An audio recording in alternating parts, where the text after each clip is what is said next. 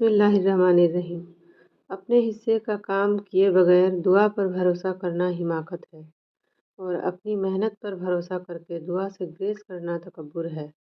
زندگی میں اپنے رب سے جنت مانگ، یہ دولت اور آشائش نہ مانگ، یہ سب کچھ دنیا میں ہی رہ جائے گا۔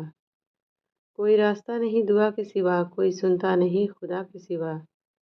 شکر کرو اللہ نے ہمیں زندگی بخشی، ہمیں ہر وقت شکر ادا کرنا چاہیے، زندگی سے کبھی گلہ نہ کرو۔ جب تمہارے گھر رزق میں تنگی محسوس ہونے لگے تو اپنی بہنوں اور بیٹیوں کو دعوت پہ بلا لیا کرو۔ تعلق بھی رزق کی طرح ہوتا ہے، بدنیتی آ جائے تو برکت بھی ختم ہو جاتی ہے۔ رزق کی خاطر لباس گندا کرنا ضمیر گندا کرنے سے بہتر ہے۔ اگر رزق عقلمندی و دانشمندی سے ہی ملتا تو جانور اور بیوقوف زندہ نہ رہتے، بھوکے مر جاتے۔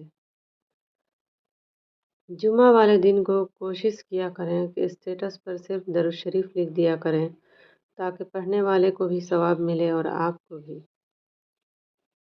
نیت نہیں صاف، برکت کیسے آئے گی؟ جمعے کی نماز سے جنت کیسے مل جائے گی؟ جمعۃ المبارک کے دن ایک گھڑی ایسی آتی ہے جو کہ قبولیت دعا کی ہوتی ہے، اس لیے اپنا وقت فضول باتوں کے علاوہ دعا میں گزارا جائے۔ جمعہ کے روز درود پاک اور سورہ کہف کا خاص اہتمام کیجیے۔ سنا ہے کہ جمعہ کے دن دعائیں جلد پوری ہوتی ہیں، تو اے خدا میری بھی ایک دعا سن لے کہ ہر ماں باپ کی اولاد کو ان کے حق میں کر دے۔